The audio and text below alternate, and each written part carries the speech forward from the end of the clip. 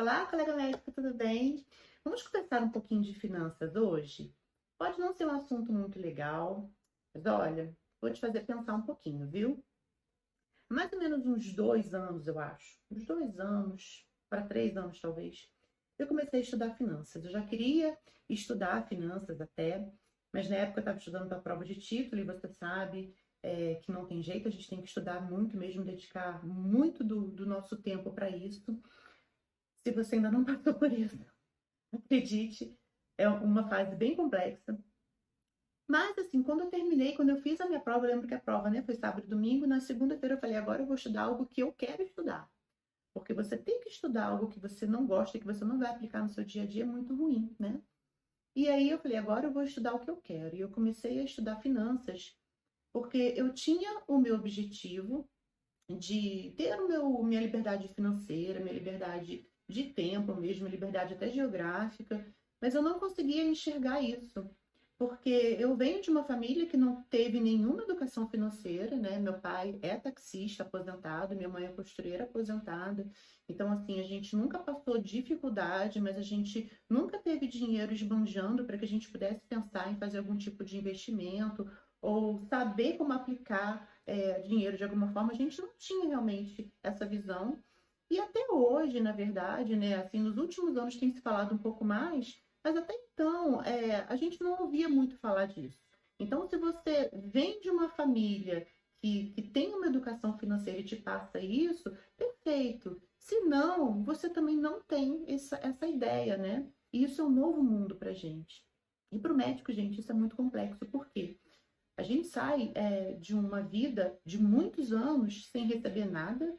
Eu me lembro que a minha bolsa na UERJ era R$ 290, se eu não me engano. Uma era 290, a outra era R$ 350. E eu podia receber uma bolsa de cada, porque uma era da monitoria, a outra da iniciação científica, se eu não me engano. Eu sei que eu tinha um acúmulo de 2 bolsas. E isso era dinheiro para caramba para um acadêmico, né? Porque você não ganha nada normalmente. E aí você sai de um nada para uma bolsa de residência, uma bolsa de pós-graduação, mas se você fizer plantão, você vai ganhar o mesmo valor que você ganha na residência, praticamente, para um plantão, às vezes 2 plantões. E aí você descobre que você consegue ganhar dinheiro. Isso é muito legal, né? E assim, embora a gente saiba que os plantões são desvalorizados mesmo, assim, nossa, tá longe de pagar aquilo que realmente o profissional merece pela dedicação que ele tem e pela responsabilidade que ele tem, mas a gente sabe que se a pessoa trabalhar muito, der muitos plantões, ela consegue tirar ali uns 20, 30, às vezes até 40 mil só de plantões. E aí você sai do nada financeiro para um valor de 30, 40 mil reais. E lógico, a gente vai começar a querer consumir as coisas que a gente não consumiu esse período todo. Foram anos e anos e anos ali estudando e trabalhando, sem ter um centavo no bolso, e agora você tem. E aí qual é o grande problema?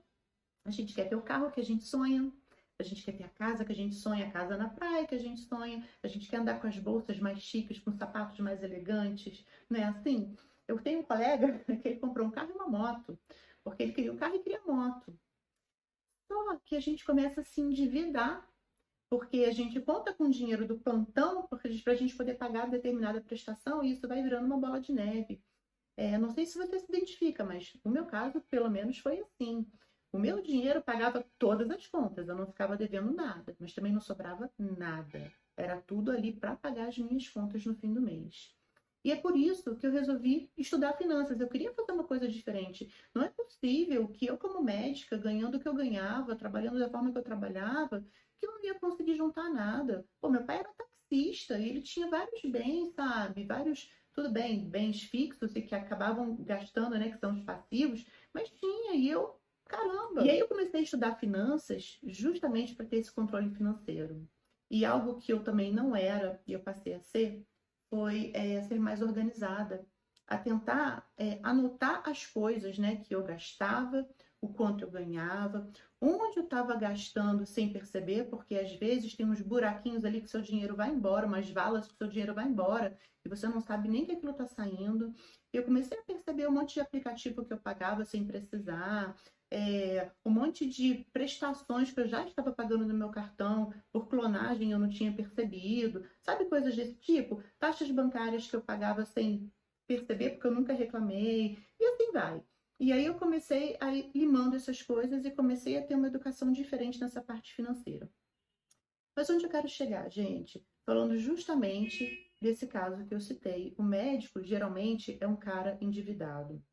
E aí, ouvindo uma palestra esse fim de semana, teve um médico até muito renomado e tudo, mas eu acho que talvez não seja a realidade dele, essa parte de educação financeira e de gestão, né? Eu acho que não é muito a praia realmente.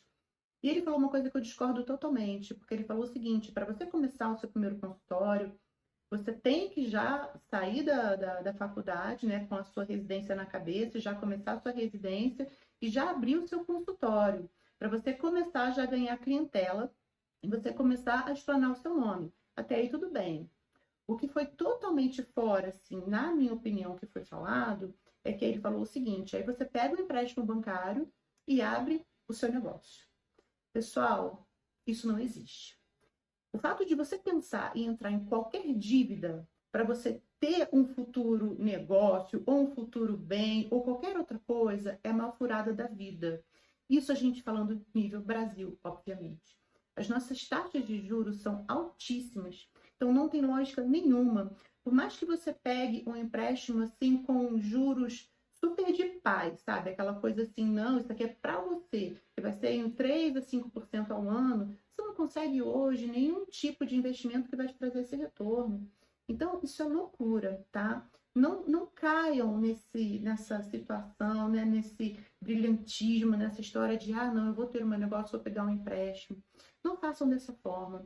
O que eu posso aconselhar a vocês, pela experiência que eu tenho, por todo esse período, né, que eu vivi, que eu estudei, é o seguinte: comecem a guardar, como se realmente fosse a prestação de um carro, ou de uma casa, ou seja lá do que for.